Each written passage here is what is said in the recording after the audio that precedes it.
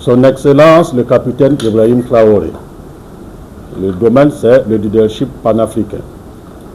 Afin de garantir l'objectivité, dans le mode de désignation, seules d'illustres personnalités physiques ou morales dont le mérite est reconnu par la communauté nationale et ou internationale.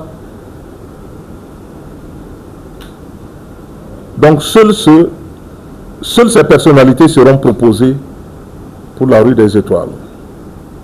Et il y a des fiches d'identification et de proposition de noms de personnalités qui sont établies par le comité scientifique. Et toute inscription de nom sur la liste des impétrants ou impétrantes doit requérir le consentement préalable de la personne ou de la famille, exception faite des noms passés dans la mémoire collective en tant que patrimoine national africain ou de la diaspora. Approche méthodique, comme je le disais tout à l'heure, objective, mais aussi avec beaucoup de professionnalisme. D'abord, l'élaboration du listing de potentiels impétrants ou impétrantes.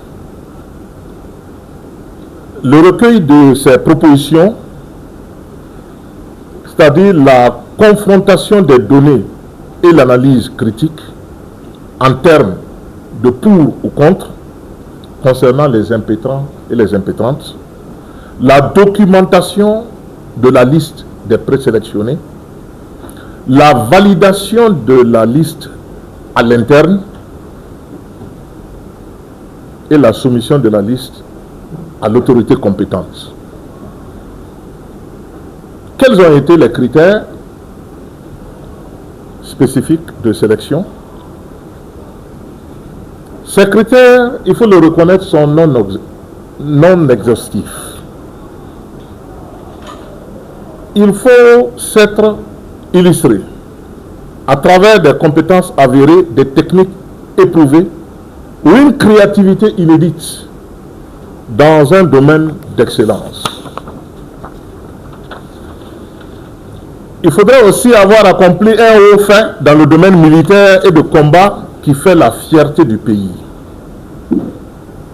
Avoir développé une volonté et une aptitude exceptionnelle à transmettre le savoir et le savoir-faire au profit des générations.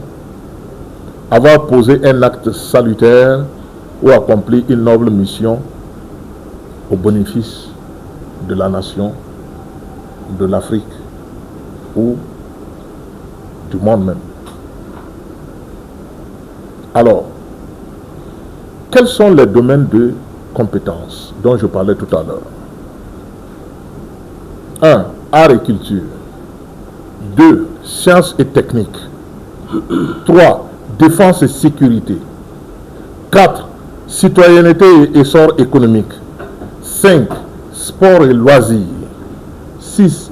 Intelligence et savoir endogène. 7. Promotion du genre. 8. Paix et cohésion sociale. 9. Le leadership panafricain.